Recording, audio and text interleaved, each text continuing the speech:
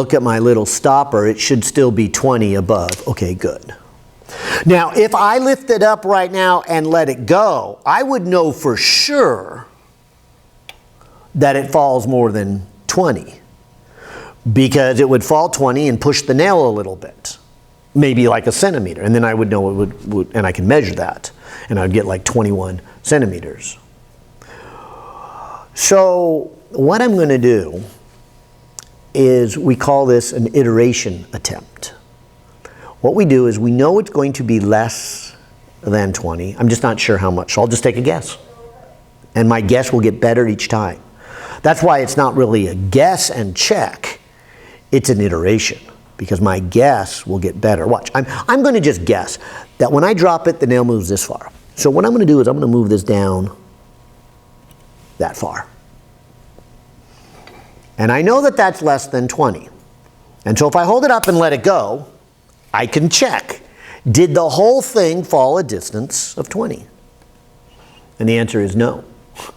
It fell 20.3. Okay, so I was close. But I'm still a little high, but not much high. So what I can do is make another guess. And I'll just move this down to here. And maybe the best way to do it is to say, I will move it down until it says 20. So not just a random movement down. The 3 millimeters that I saw, it moved down.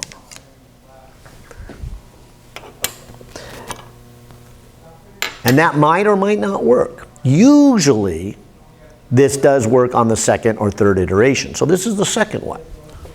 But I know that I will be closer this second time than I was the first time.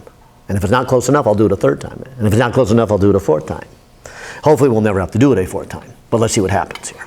So if I bring it up to the stopper and let it go, did it fall 20? Yes! All right. So that was a fall of 20. So that was a good one. Notice I didn't write anything down the first time because it didn't fall 20. I'm only going to write something down when it fell 20. Now what am I going to write down? I'm going to write down what the initial height was. Well, wait a minute, you already dropped it. Okay, fair enough, I already dropped it. But I know this is a good drop. So if I reset the nail, I could come back up here and then measure what that initial drop was. And it looks like it's an 18.5.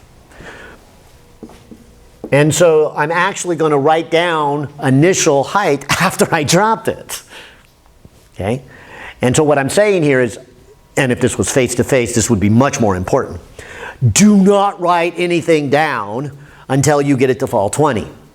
And so if you've got to drop it 2 or 3 or 4 or 5 or 6 or 1,000 times, don't write anything down unless it falls 20. It's absolutely crucial that what we change is the mass, not the height.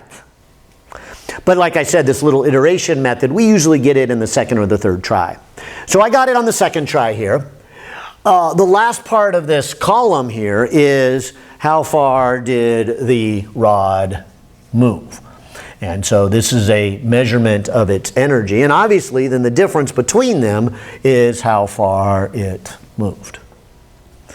And so what I would put on this graph over here is I would say, okay, with zero mass added, okay, zero mass added, it fell 1.5.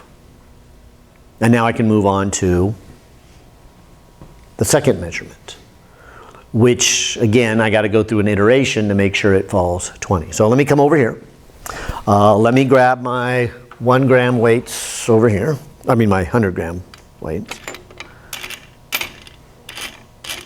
And so let me put a little more weight on it than I had before. I had 0 a moment ago. Now I have 100. I've already reset the nail. And by the way, I know that if I lift it up to here and let it go right now, I know it'll fall more than 20 because this is how far it fell when I had no weights on here. So how much more is it going to fall? I don't really know, but I'm going to guess that much. So I'm going to go, let's move it down that much. And the first guess, I am probably way off. Well, not way off. but I'm off. I doubt if this is going to come out right. But I'll give it a try. Because at least I will know how much I'm off. So I drop it and ask myself, did it fall 20? And the answer is no. It fell 19.6. So I moved it down too much. So I'm going to go up. And I only moved it 4 millimeters. So I have a strong feeling that this would be correct now on the second one. But maybe not. Like I said, it either works on the second or the third. But I'll just keep doing it, no matter how many times it takes, until I get it to drop 20. No, that wasn't it. It was only 19.9. Okay. So I'll drop it a third time. See, each time, each iteration is going to be a little bit closer. And that time I only had to adjust 1 millimeter. And so I think that one's on. Oh, that's 19.9. You know, I didn't like the way I dropped it though. So before I do it a fourth time, let me just do a better drop and see what I think. Okay. Yeah, see, I like that. That's 20. Okay, good. All right, so that's 20. And so knowing, and I'll just say it again, knowing that this is the correct drop, I can reset the nail to see what that original height was, and it looks like 18.0. And so I will put here 18.0. That means the rod moved 2.0, and so I can come over here and say, okay, if this is 100 added, this is the distance the rod moved, which is measuring the energy, so I should put rod moved, how far did it move? And I'll do the third one. And so let me keep repeating through the collecting of the data. Here's the 100, so here is 200 added to the driver. It's already reset. I know this would be the wrong number. Let me just move it down a little bit and let me then drop it. And I'm sure this first one is off, but barely. Okay. Let me reset and try it a second time. Nice. And it fell 20. So I'll say it again. Don't write anything down until it fell 20. So now that it fell 20, I need to know what that initial drop was. Okay. And so that initial drop was 17.5. So 17.5 means that the rod moved 2.5. I don't know if you noticed, but it looks like I had a 20 there. I meant to put 2.0. All right. So I'll put a decimal. Anyway, then that's 2.5. So again, I'd come over here and I'd put my third piece of data. And we'll get 3 more pieces of data here. Okay, so let's get another drop of 20. But this time it has 300 on here, and then the same idea. I know it probably needs to come down about that far. Again, just a guess. I'll let it go. See where it is. Oh, really close to 20. It looks like it's 20.1. So I'll move it down 1 more millimeter.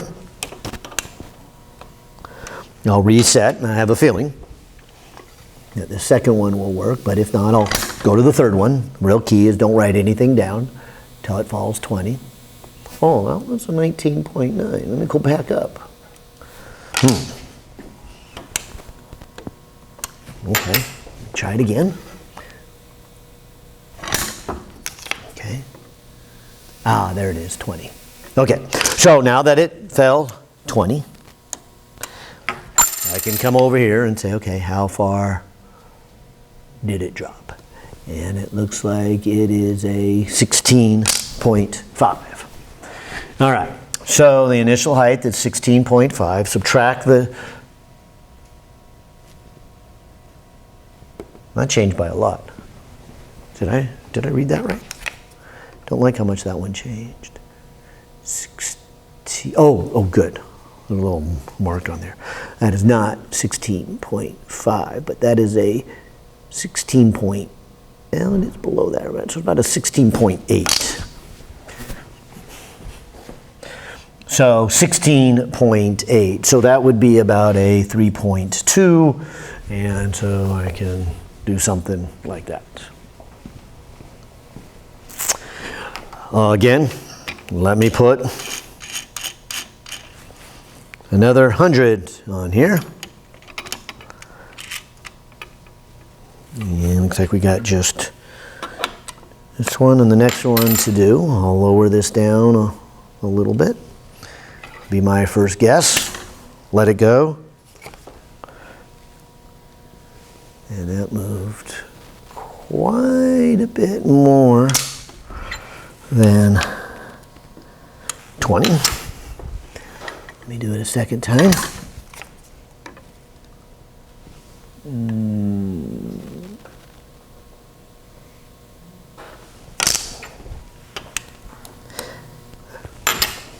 All right.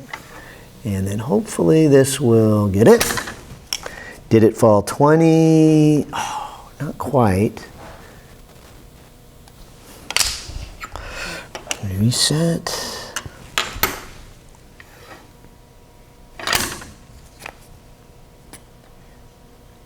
Yeah, there's 20. Okay. So if that's 20, I can reset and get, looks like 16.2.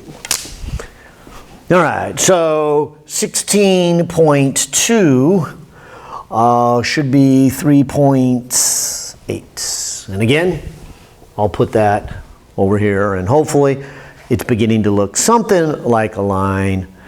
And that something like a line is the whole point here, that we should be seeing that the energy is directly proportional to the mass. So one last time.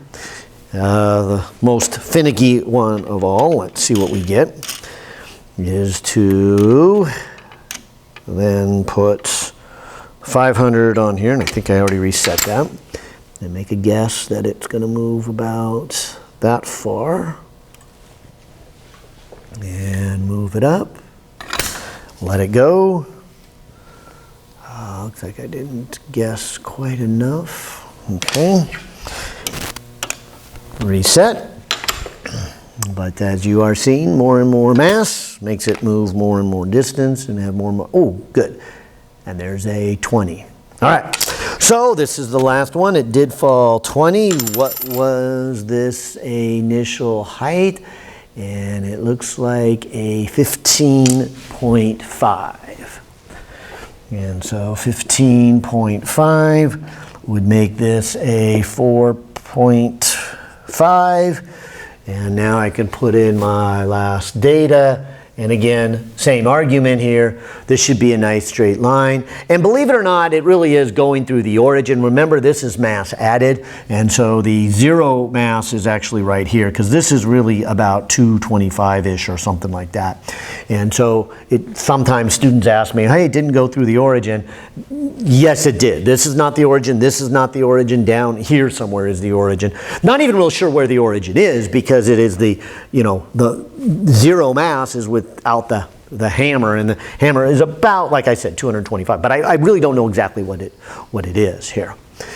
And that's the raw data here. And so I will let you then go ahead and do these things that I suggested, like getting the average and making your plots and getting your two plots, and then answering these 4 questions. And so you will be scanning those 4 pages, the data page, the 2 graphs, and these questions, and then turning it in on Canvas, where I had that little assignment for you to turn in, and it says Lab 4, energy and, work and energy. All right, I'll cut it there, and that'll be a wrap.